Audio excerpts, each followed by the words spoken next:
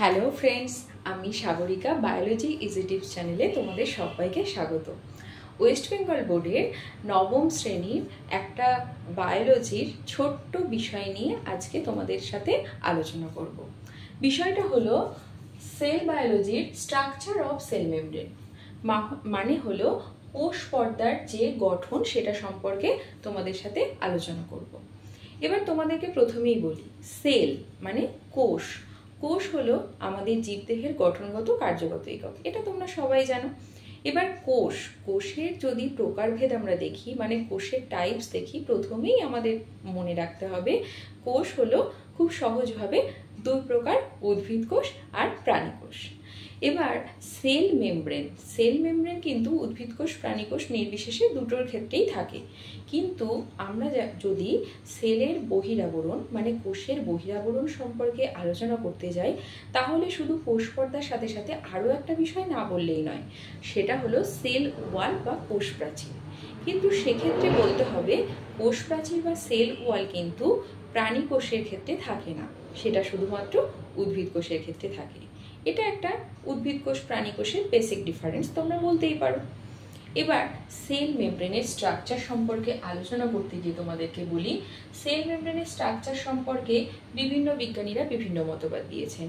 তাদের মধ্যে বিজ্ঞানী রবার্টসন বলেন যে সেল মেমব্রেন হচ্ছে একটা ত্রিস্তর আবরণ। সেক্ষেত্রে প্রোটিন থাকে, লিপিড থাকে, আবার প্রোটিন থাকে, মানে প্রোটিন লিপিড প্রোটিন, পিএলপি। কি পিএলপি,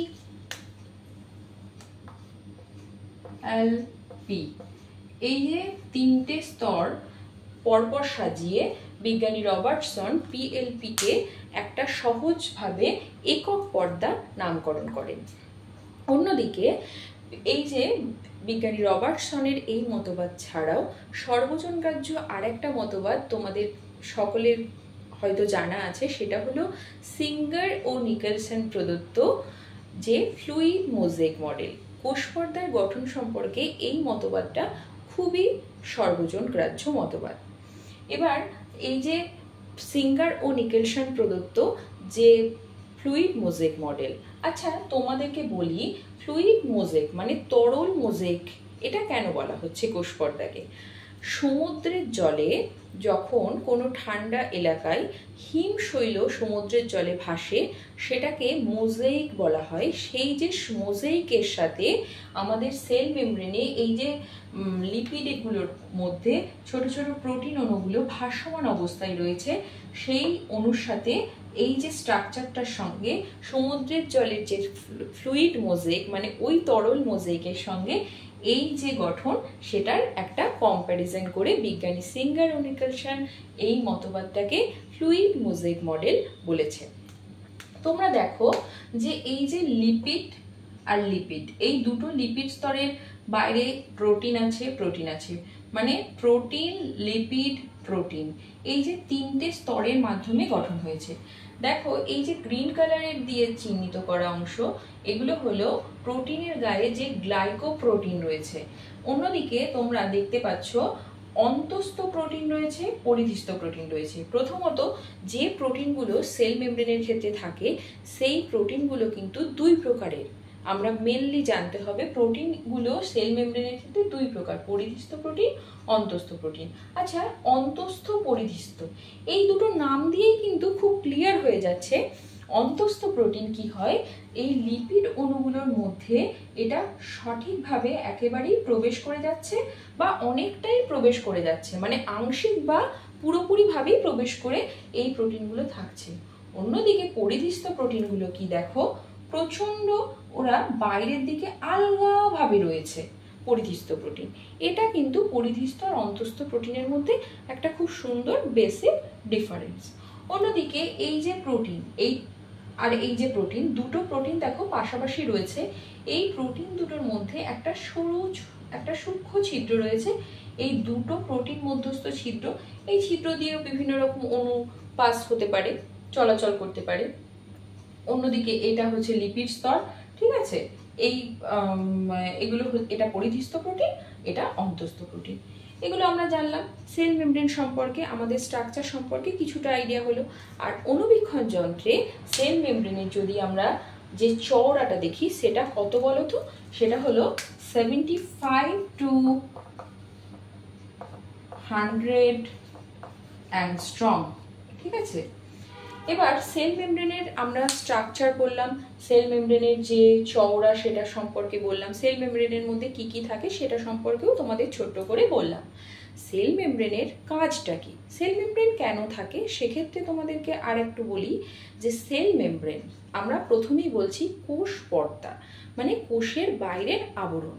তাহলে সেল মেমব্রেনের কাজ সম্পর্কে তোমাদের প্রথমেই বলি যে এটা খুবই সহজ, আমাদের সবারই বলতে খুবই মানে সোজা লাগবে যে সেল মেমব্রেন কি করে, মানে কোষকে বাইরে থেকে আবৃত করে রাখে।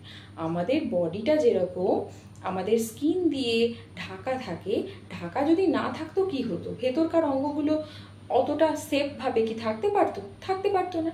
সেরকম সেলের ভেতরে যেসব অণুগুলো আছে, মানে সেলের কোষ যে অঙ্গাণুগুলো রয়েছে, সেলের ভেতরকার যে ছোট্ট ছোট্ট ক্ষুদ্র ক্ষুদ্র পার্টগুলো রয়েছে, সেগুলোকে কিন্তু কোষ পর্দা খুব সুন্দর আবৃত করে সেটাকে খুব সুন্দর সেফভাবে রাখে, মানে প্রোটেক্ট করে। তাহলে আমাদের সেল মেমব্রেন মেন কাজ হচ্ছে কোষের বহিরাবরণকে ঢেকে, মানে কোষের বহিরাবরণ এটা একটা, কোষকে ঢেকে রেখে কোষকে প্রোটেক্ট করে, মানে ডিফেন্স সিস্টেমের ক্ষেত্রে একটা খুব সুন্দর ভূমিকা নেয়। এটা হলো 1 নম্বর কাজ। 2 নম্বর কাজ কি, সেটা হচ্ছে সেল মেমব্রেন সিগন্যাল ট্রান্সডাকশনে হেল্প করে। সিগন্যাল ট্রান্সডাকশন মানে কি, সিগন্যাল কি, তোমরা সিগন্যাল কথাটা নিশ্চয়ই পরিচিত।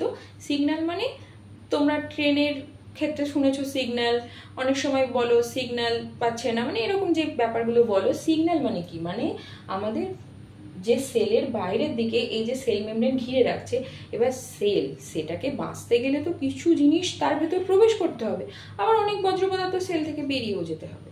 এবার এই যে সেলের ভেতর প্রবেশ করতে হবে, এবার কোনো ভেতরে যখন কোনো অণু প্রবেশ করছে, সেটা প্রবেশ করার জন্য সেল মেমব্রেনের গায়ে ক্ষুদ্র ক্ষুদ্র একটা রিসেপ্টর গ্রাহক অণু থাকে। সেই গ্রাহক অণুর সাথে সেল মেমব্রেন এর গায়ে যে গ্রাহক অণু থাকে সেটার মধ্যে দিয়ে অনেক জরুরি মানে এসেনশিয়াল জিনিস সেল মেমব্রেনের ভেতরে দিয়ে সেলের ভেতরে প্রবেশ করছে। তাহলে এইভাবে সিগন্যাল ট্রান্সডাকশনের মাধ্যমে অনেক দরকারি জিনিস কি হচ্ছে, সেলের ভেতর প্রবেশ করছে। আবার আমরা বলি যে সেল মেমব্রেনের আরেকটা গুরুত্বপূর্ণ কাজ হচ্ছে ফ্যাগোসাইটোসিস আর পিনোসাইটোসিস। ফ্যাগোসাইটোসিস, তোমাদেরকে ফ্যাগোসাইটোসিস আর পিনোসাইটোসিস সম্পর্কে বলছি। ফ্যাগোসাইটোসিস পদ্ধতিতে হেল্প করে সেল মেমব্রেন। কি হয় ফ্যাগোসাইটোসিস পদ্ধতিতে, যখন সেলের আমাদের কিছু অণু খুব দরকার প্রয়োজনীয়, সেই অণুটা যদি কঠিন পদার্থের অণু হয়, সেক্ষেত্রে ফ্যাগোসাইটোসিস পদ্ধতিতে সেই অণুটা প্রবেশ করে। অন্যদিকে তরল অণু যদি সেলের ক্ষেত্রে প্রবেশ করতে লাগে প্রয়োজন হয়, সেক্ষেত্রে কি হয়, তরল অণুর ক্ষেত্রে পিনোসাইটোসিস পদ্ধতিতে সেই তরল অণুটা সেলের ভেতর প্রবেশ করে। ঠিক আছে, তাহলে এই ফ্যাগোসাইটোসিস পিনোসাইটোসিস পদ্ধতিটা খুবই দরকার সেলের জন্য, সেক্ষেত্রেও হেল্প করছে। এবার আমরা সেল মেমব্রেনের কাজ সম্পর্কে কিছু কিছু আইডিয়া তো পেলাম। এবার আমরা প্রথমেই বলেছিলাম যে সেল মেমব্রেন ছাড়াও আমাদের উদ্ভিদ কোষের বাইরে কিন্তু আরেকটা বহিরাবরণ থাকে। কি বলো তো, সেটা হচ্ছে সেল ওয়াল বা কোষ প্রাচীর। এবার তোমরা বলো কোষ প্রাচীর আর কোষ পর্দা সম্পর্কে আমরা যতক্ষণ একটু জানলাম, তাদের কিছু কিছু তো ডিফারেন্স আছে, সেটা আমরা একটু জেনে নিই। কি কি ডিফারেন্স আছে? সেল মেমব্রেন আর সেল ওয়াল। সেল ওয়াল যেটা মানে তোমাদেরকে যেটা বললাম, সেল ওয়াল বা কোষ প্রাচীর আর সেল মেমব্রেন, এই দুটোর মধ্যে যে পার্থক্য সেটা বলি। প্রথমেই একটা পার্থক্য, সেটা হলো সেল ওয়াল হচ্ছে মৃত আর সেল মেমব্রেন হচ্ছে সজীব। মানে সেল মেমব্রেনটা সজীব পদার্থ দিয়ে তৈরি, তাই সেটা সজীব। অন্যদিকে সেল ওয়ালটা কিন্তু মৃত। আরেকটা খুব ভালো পার্থক্য তোমাদেরকে বলি, মানে খুব সুন্দর তোমরা মনে রাখবে, এটা নেসেসারি। সেটা হলো সেল মেমব্রেন হচ্ছে একটা প্রভেদক ভেদ্য পর্দা, প্রভেদক ভেদ্য বা অর্ধভেদ্য। অর্ধভেদ্য নাম দিয়েই বুঝতে পারছো, মানে অর্ধেক, মানে কিছু কিছু নির্দিষ্ট অণু সেল মেমব্রেন দিয়ে ভেতরে প্রবেশ করে, কিন্তু সব অণু নয়। কিন্তু সেল ওয়ালটা ভেদ্য পর্দা, মানে কি সেল ওয়াল দিয়ে সব অণুই ভেতরে প্রবেশ করে। ঠিক আছে, তাহলে এটা একটা বেসিক ডিফারেন্স। অন্যদিকে আর একটা ডিফারেন্স কি, সেটা ফাংশন দিয়ে।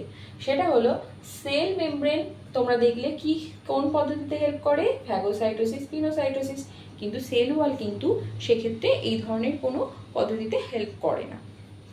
তো এই যে ছোট ছোট পার্থক্যগুলো আমরা দেখলাম, তাহলে আমরা আজকে কি কি দেখলাম, সেটা হলো সেল মেমব্রেন কি, সেল মেমব্রেনের স্ট্রাকচার, সেল মেমব্রেনের কিছু কিছু পার্ট নিয়ে আমরা আলোচনা করলাম, সেল মেমব্রেনের গঠন, সেল মেমব্রেনের যে কাজ সেটা নিয়ে আমরা আলোচনা করলাম, তার সাথে আলোচনা করলাম সেল ওয়াল আর সেল মেমব্রেনের ডিফারেন্স।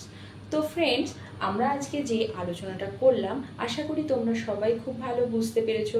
আর তোমাদের যদি এটা বুঝতে খুব সুবিধা হয়, তোমরা অবশ্যই এই ভিডিওটা যদি ভালো লেগে থাকে লাইক করো, আর তোমাদের যদি কোথাও বুঝতে একটু অসুবিধা হয় তোমরা অবশ্যই কমেন্ট করো, আমি কমেন্টের মাধ্যমে তোমাদেরকে উত্তর দেব।